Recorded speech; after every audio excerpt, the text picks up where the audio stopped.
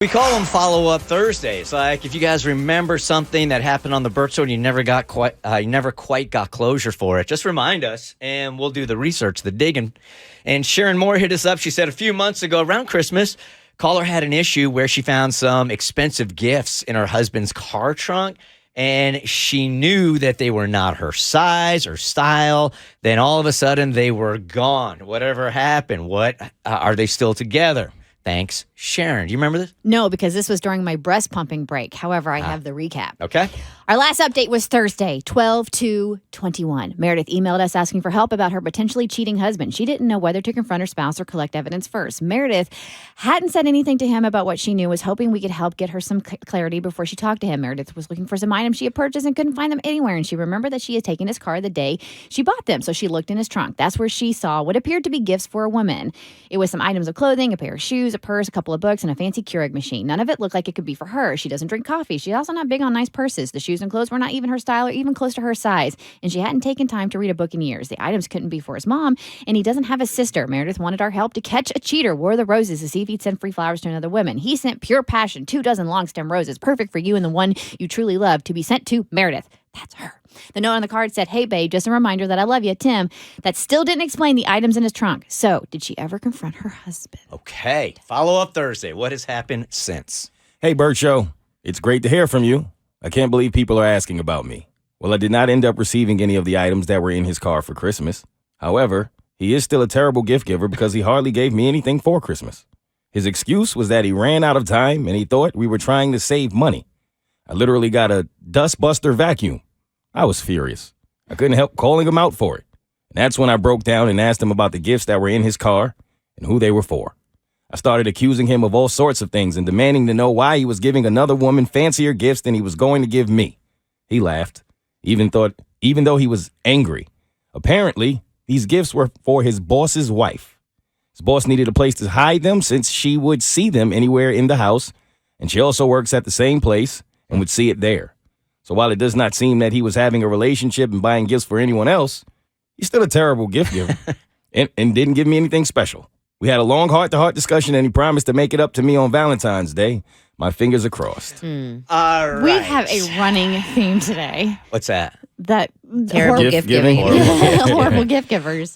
So she bought the reason, but if you're the wife and you don't actually talk to the boss about it or the wife, do you really believe it? I would.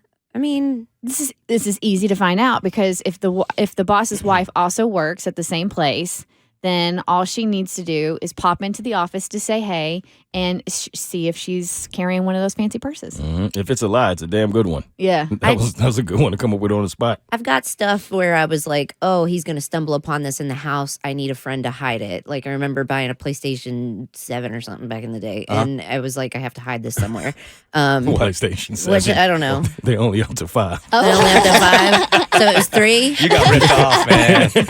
Well, that was what was funny, as I got it for him, and it must have been a PlayStation 3. Thank you, Mo. If you do have a 7, you better sell it. Time traveled. You are sitting on No, something. I want to He's know sitting on gold. I want to know what technology is coming out. But I ended up ordering a regular PlayStation, like a PlayStation 1 off eBay that was all busted and broken, and I put it in the box of the PlayStation 3, and I made him think that he was getting some old dusty piece of crap off eBay. It was a whole trick. It was hilarious. But I had to hide it out at his friend's house for a while so he wouldn't find the real one.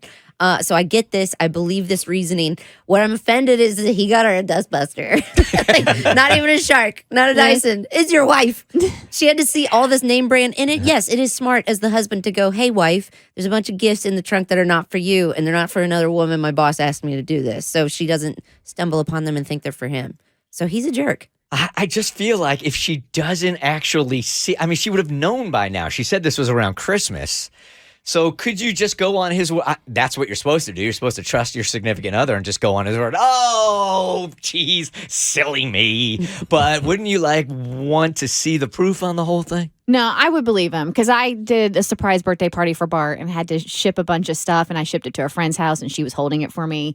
So, and I seriously doubt she told Chip that, this stuff is for Bart. He's like, why do you have all these things with the letter B? But my thing is, you had all these high-priced gifts that your boss was getting his wife, these purses and shoes.